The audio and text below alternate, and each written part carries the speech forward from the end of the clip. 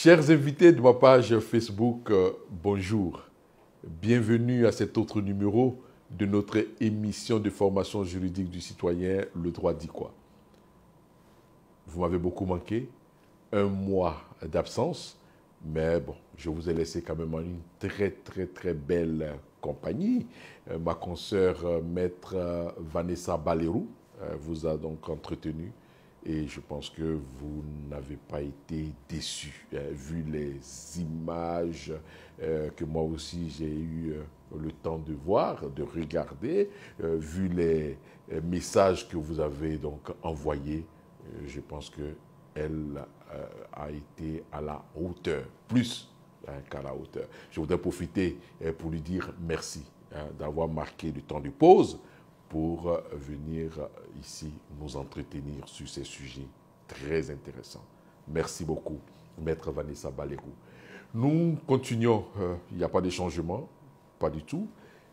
Vous connaissez notre rêve commun, ce rêve d'une Afrique démocratique, une Afrique respectueuse de la loi, une Afrique où les dirigeants vont respecter le droit, voter à l'Assemblée nationale, les textes de loi que nous nous sommes librement donnés et non de dirigeants faisant prédominer leur volonté sur les exigences de la loi. C'est notre rêve.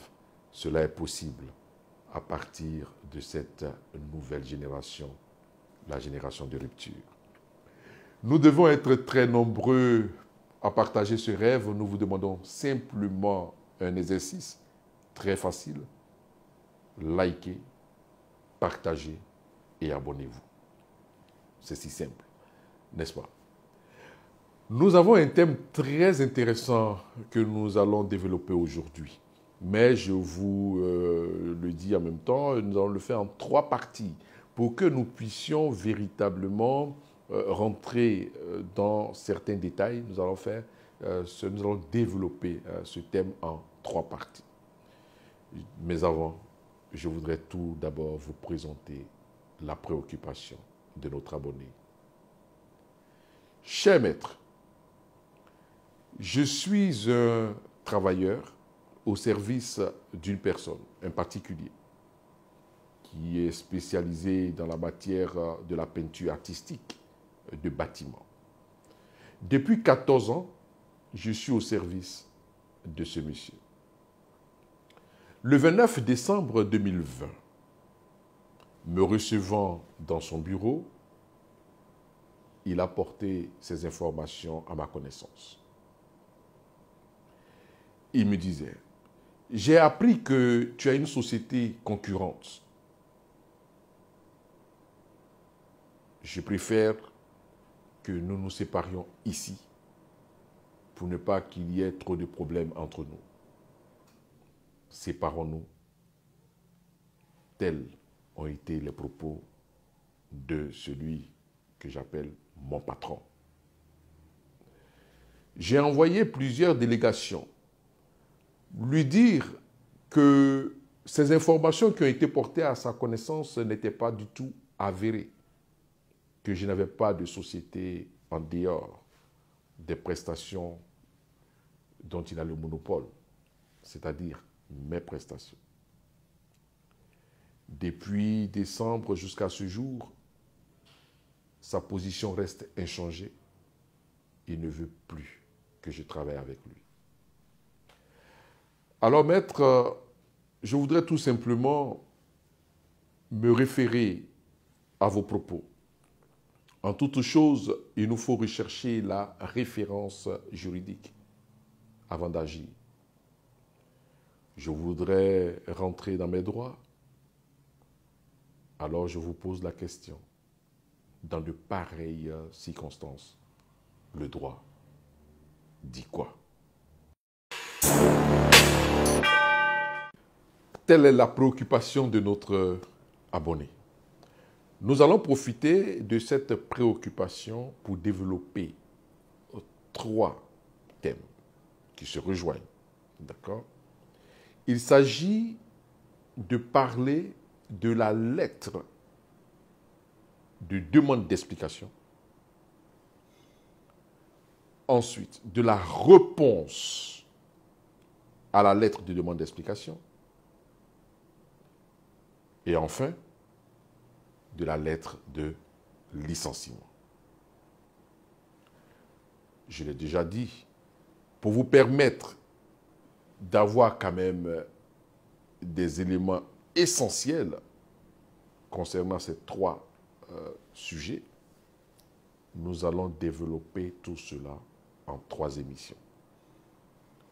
Aujourd'hui, nous allons parler de la lettre de demande d'explication. La lettre de demande d'explication, vous savez que sur cette page, nous parlons pour tout le monde. Pas pour des personnes qui ont fait exclusivement la faculté de droit. Nous allons utiliser un langage accessible à tous. C'est quoi la lettre de demande d'explication? C'est un document, on peut le dire comme ça. C'est une lettre, c'est un courrier, c'est un écrit qu'un responsable d'entreprise, responsable d'une société, adresse à un membre de son personnel à qui il reproche un manquement à ses obligations de salarié. C'est bon? Je pense que présenté comme ça, vous pouvez mieux saisir. Alors, concrètement, je suis responsable d'une entreprise. Je reproche à ma secrétaire, par exemple, un retard. Le document que je vais écrire pour lui envoyer afin qu'elle puisse m'expliquer les raisons de son retard, c'est cela qu'on appelle la lettre de demande d'explication. Pour pouvoir développer cela, je vous ai toujours dit qu'en toute chose, il fallait rechercher la référence légale, c'est-à-dire l'élément qui fonde, l'élément qui dirige, l'élément qui règle la matière. Et ici, en ce qui nous concerne, nous allons nous intéresser au Code du travail. Vous savez que le Code du travail est institué par une loi 2015 532 du 20 juillet 2015. C'est notre test de référence. Et dans ce test, nous allons nous intéresser spécialement en ce qui concerne la lettre de demande d'explication à un article. Cet article, c'est l'article 17.5. D'accord? Voilà. Nous vous donnons la matière pour que vous puissiez vous habituer, être des juristes. Hein? C'est notre pari. Nous devons maîtriser les choses. Alors, je parle donc de la lettre de demande d'explication. Et en nous attachant à cette disposition légale que je viens de vous citer tout à l'heure, ce test dit quoi? Voici ce que dit le test. L'article 17.5, alinéa 1er de notre code dit, le Code du travail dit ceci.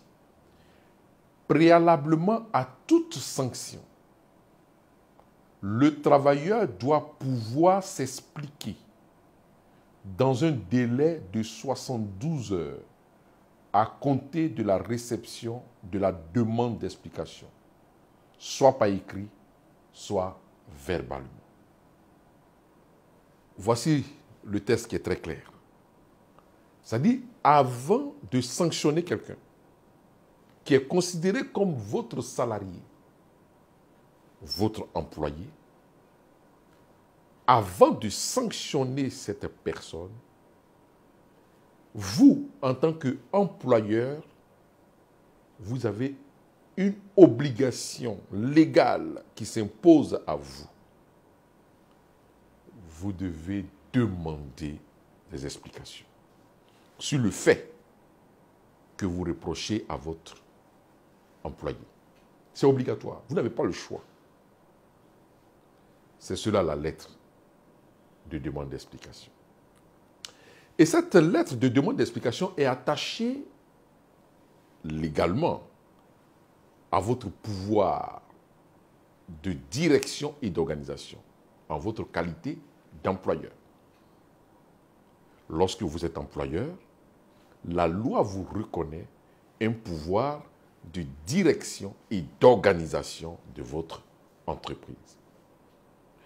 Et c'est cette demande d'explication attachée à ce pouvoir de direction et d'organisation que nous sommes en train aujourd'hui de vous présenter. Ce test-là vous impose d'être vraiment, je veux dire, rigoureux lorsque vous voulez rédiger une lettre de demande d'explication. En droit chez nous, chez les juristes, la lettre de demande d'explication va aussi, je veux dire, préparer potentiellement un procès. Alors le juge qui est dans son cabinet, dans son bureau, il doit savoir exactement ce que vous avez reproché à votre employé. C'est en ce moment-là. Donc la lettre de demande d'explication ne se rédige pas n'importe comment. Il faut être vraiment méticuleux lorsque vous décidez de rédiger une lettre de demande d'explication. Nous allons ici vous mettre vraiment, je veux dire, vous donner la matière, quelques matières, en ce qui concerne cette lettre de demande d'explication. Nous allons vous dire ceci. Pour pouvoir faire une lettre de demande d'explication, il n'y a pas deux choses. Il faut un écrit. C'est obligatoire. Vous ne pouvez pas, dans une procédure disciplinaire, je dis bien dans une procédure disciplinaire, vous ne pouvez pas faire une demande d'explication par voie orale. Il faut forcément un écrit. Obligatoire. Le test que nous avons lu tout à l'heure, l'article 17.5 alinéa 1, peut prêter à confusion en ce qui concerne le point sur la possibilité qui est laissée soit par écrit, soit verbalement.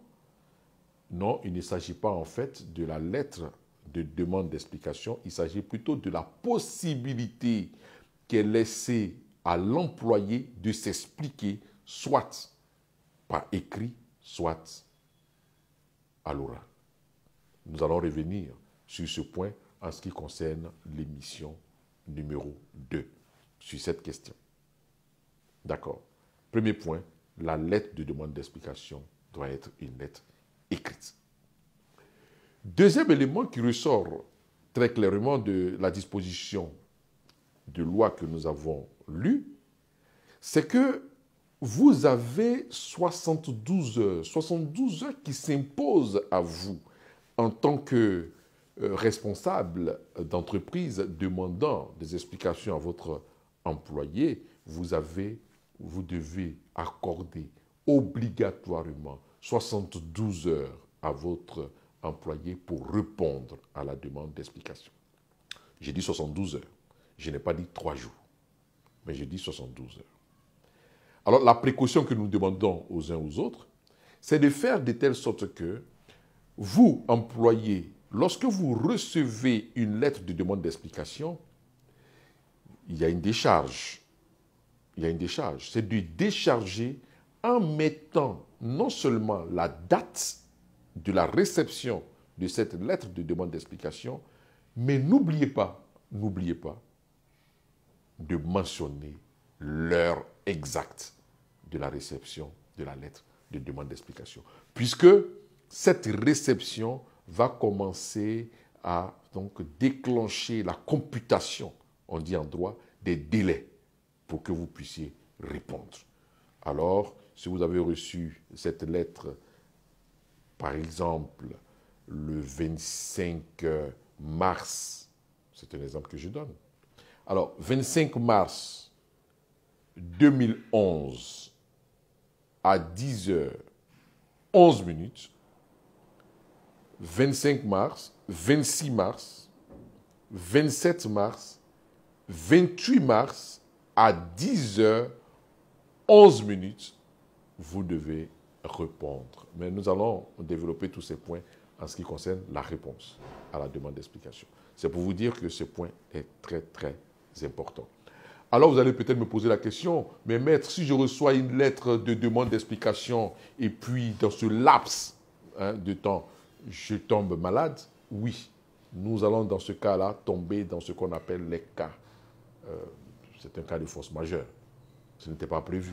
Si vous êtes vraiment malade, ce qui vous rend incapable de pouvoir répondre, vous devez, à partir d'un écrit et des pièces justificatives, envoyer les éléments à votre employeur, envoyer les éléments en laissant trace écrite, pas seulement appelé au téléphone, mais vous devez laisser une trace écrite. Donc, fait écrit par quelqu'un, par un avocat, par un des membres de vos familles, pour que vous puissiez adresser cette lettre à votre employeur contre décharge. Je précise bien, contre décharge. Sinon, ce sera sa parole contre la vôtre. Il y a un autre point important. Et là, nous allons rentrer maintenant dans le vif du sujet.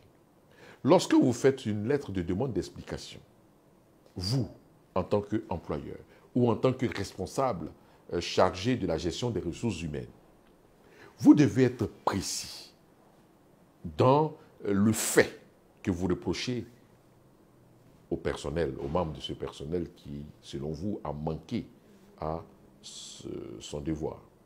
D'accord? Vous devez être précis en rédigeant cet acte. Vous devez faire quoi?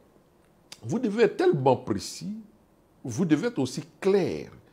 Et les éléments que vous lui demandez de vous fournir, c'est-à-dire le fait qui constitue le manquement, doit être vraiment établi. Et tout à l'heure, je vous ai dit, je parle de fait.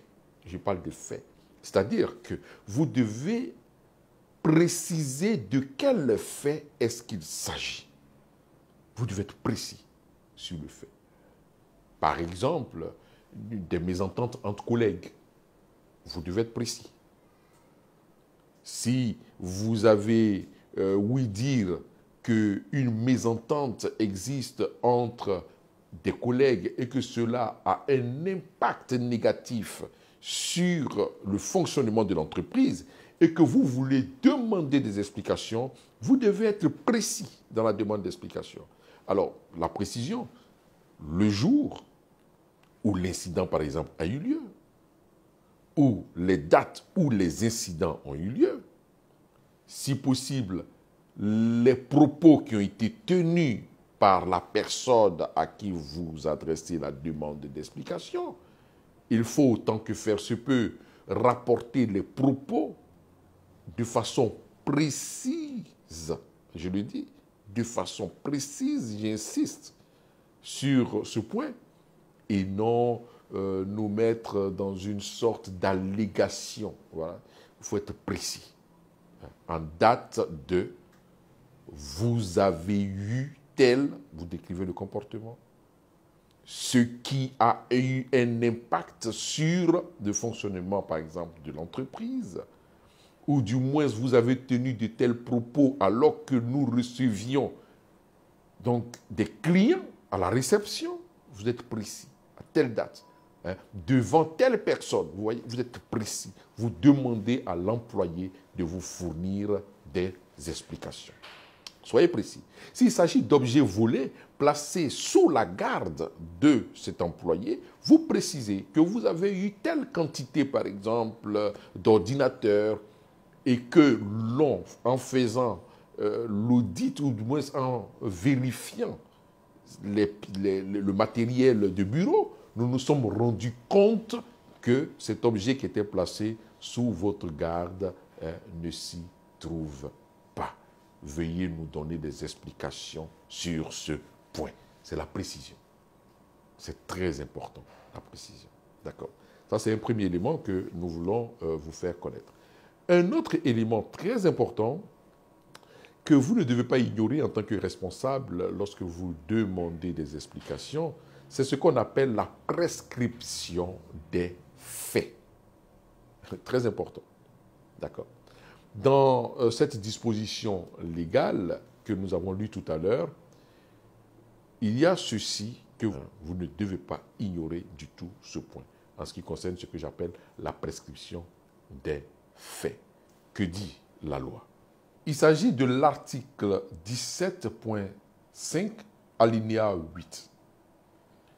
Passé un délai de 3 mois depuis la connaissance par l'employeur de son existence, aucun fait reproché au travailleur ne peut faire l'objet de sanctions disciplinaires.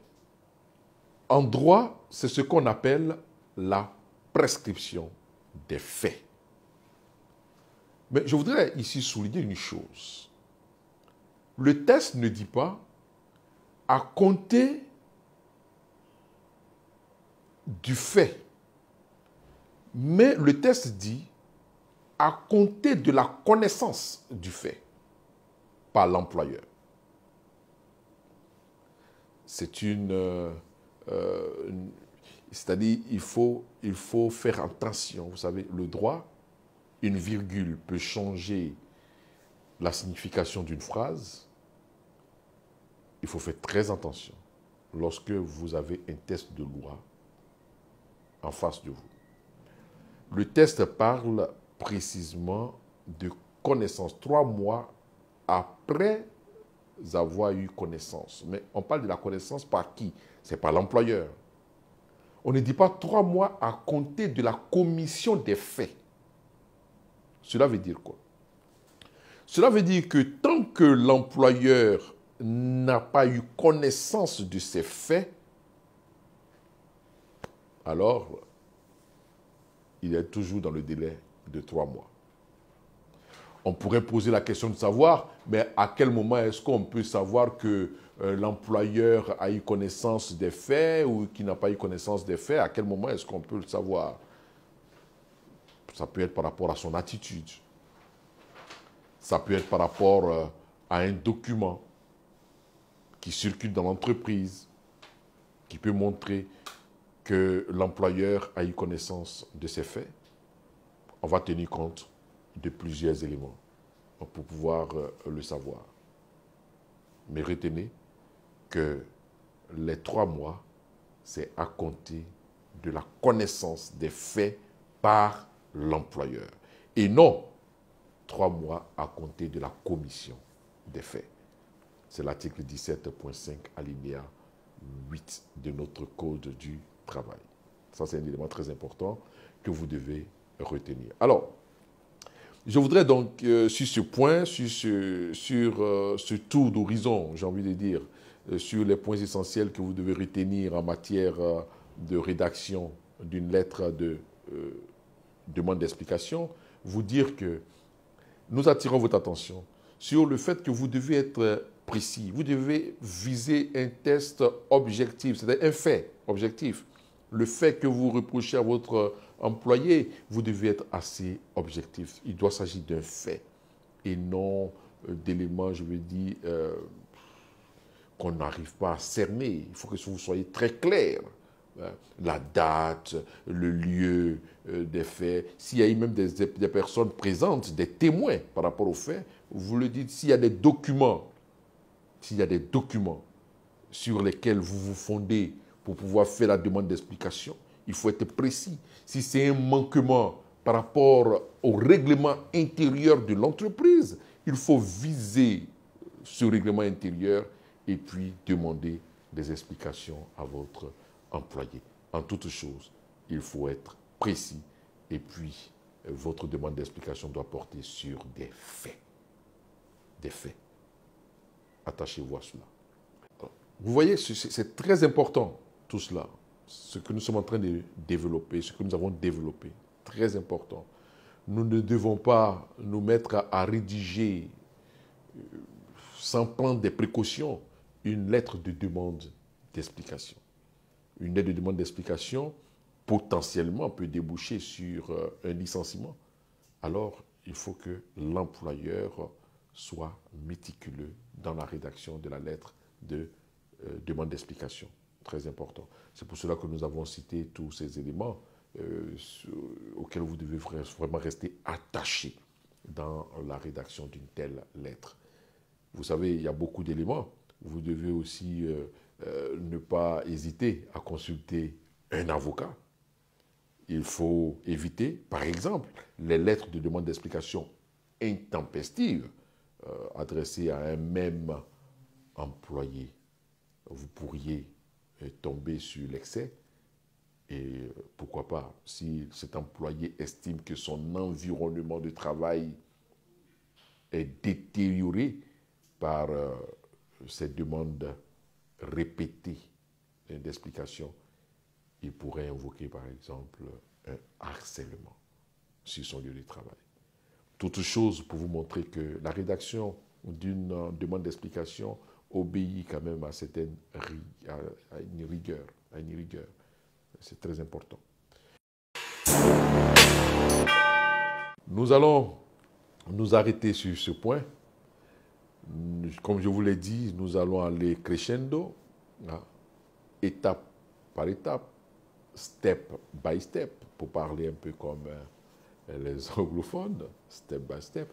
Alors, nous allons aller doucement, tout doucement, pour que vous puissiez bien comprendre. La semaine prochaine, nous allons revenir pour développer toujours dans ce même élan. Nous allons parler de la réponse à la demande d'explication. Beaucoup de personnes reçoivent des demandes d'explication, répondent, permettez-moi l'expression, un peu n'importe comment, sans prendre de précautions. Et puis après, comme on le dit chez nous en Côte d'Ivoire, lorsque tout est gâté, ils viennent maintenant consulter l'avocat pour dire, maître, voici la demande d'explication, voici la réponse à la demande d'explication, et voici le licenciement qui s'en est suivi. L'avocat regarde tous ces documents avec les explications que les employés nous donnent. Nous sommes désolés. Si cet employé avait saisi un avocat au début, il aurait eu certainement plus d'éléments dans sa réponse à la demande d'explication, qui aurait certainement permis à son responsable, à son employeur, de renoncer à cette sanction. C'est le sens de cette émission, c'est le sens de ce thème que nous développons pour que vous puissiez désormais éviter, entre griffes, les pièges d'une demande d'explication.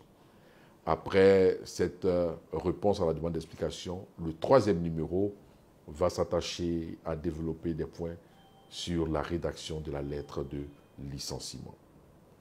D'ici là, je voudrais tout simplement vous remercier de suivre cette page, d'être des fidèles de cette page. Je voudrais remercier toutes ces personnes qui nous envoient des messages d'encouragement, des personnes qui nous écrivent de partout, du Canada, de cette personne qui nous a demandé, Maître, qu'est-ce que je peux faire pour venir soutenir cette initiative qui vraiment cadre avec sa vision de cette Afrique attachée au droit.